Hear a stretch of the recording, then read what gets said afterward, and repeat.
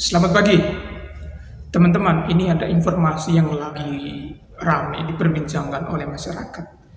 Bahwa ada seorang musisi bernama Anji dan seorang profesor bernama Pak Hadi Purnomo dilaporkan oleh seseorang yang bernama Muanas Alaidin selaku ketua cyber dan juga seorang advokat.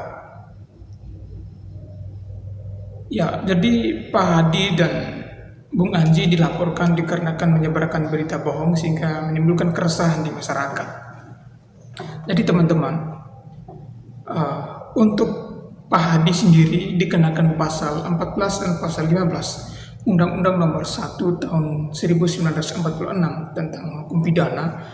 Kemudian untuk Bung Anji dikenakan Undang-Undang Nomor 11 Tahun 2008. Kita bacakan dulu teman-teman pasal yang dikenakan oleh Bung Anji. Jadi setiap orang dengan sengaja dan tanpa hak menyebarkan berita bohong yang mengakibatkan kerugian konsumen dalam transaksi elektronik. Jadi itu adalah pasal yang dikenakan Bung Anji. Jadi teman-teman, jujur saja ya, saya melihat kasus ini sedikit ganjal di dalam hati saya. Karena apa? Tujuannya hukum itu apa sih sebenarnya? Hukum itu hadir bertujuannya untuk kepastian hukum.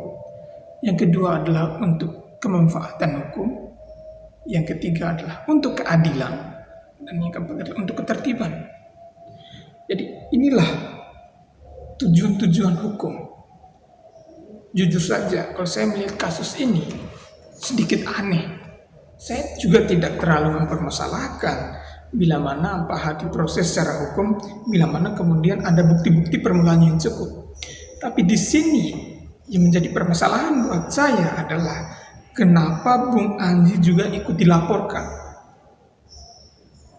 Iya, kalau misalkan kita melihat tujuan hukum itu sendiri untuk kepastian, boleh diproses. Tapi jangan lupa ada tujuan-tujuan lain kenapa hukum itu hadir, untuk kemanfaatan dan untuk keadilan.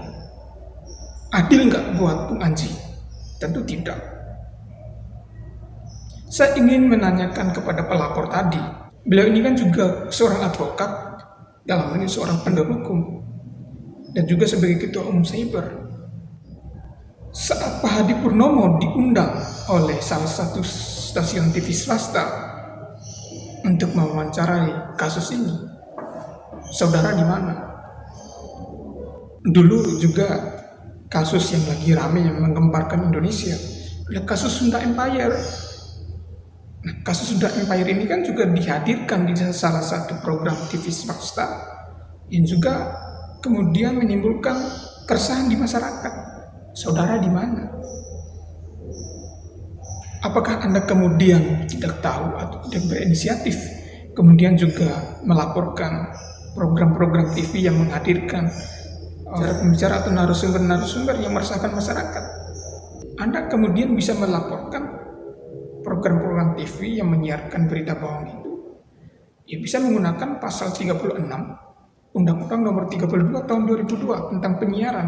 Itu ada pasalnya. Kenapa Anda tidak berani melaporkan hal itu?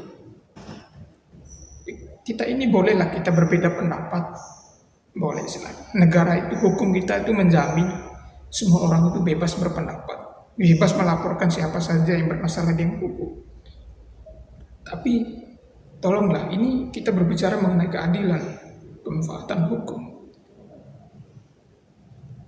Jadi jangan kemudian hukum itu menjerat hanya orang-orang kecil, hanya masyarakat biasa.